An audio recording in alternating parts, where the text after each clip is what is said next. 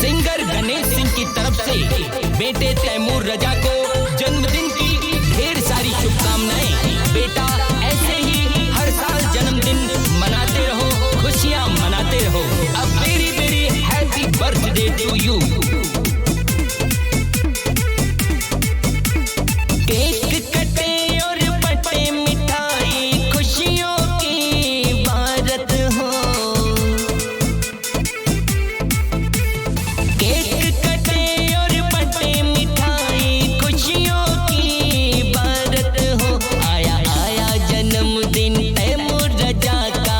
सबको आज मुबारक हो, आया आया जन्मदिन तैमूर रजा का।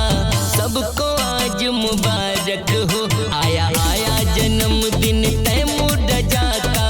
सबको आज मुबारक हो।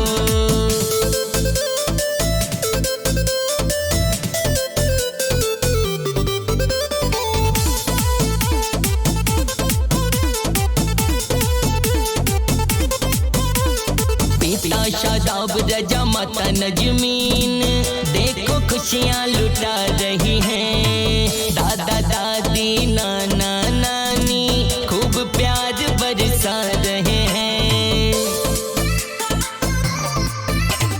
पिता शादाब रजा माता नजमीन देखो खुशियाँ लुटा रही हैं। चाचा चाची मामा मामी खूब प्यार बरसा रहे हैं।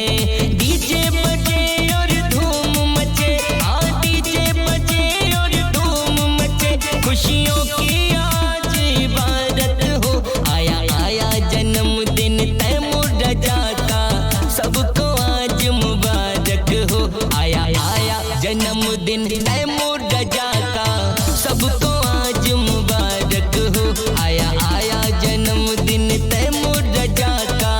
सबको आज मुबारक हो।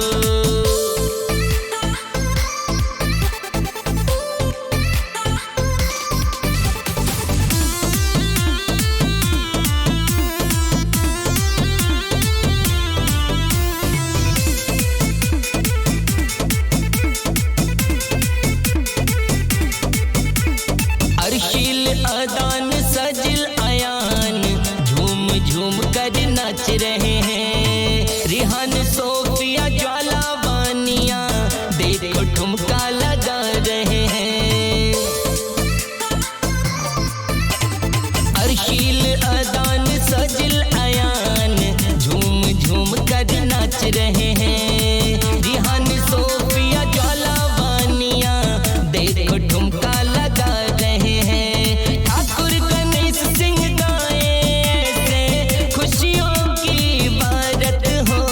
सिंगर गणेश सिंह गाए से खुशियों की इबारत हो, आया आया जन्मदिन तैमूर रजा का। सबको आज मुबारक हो।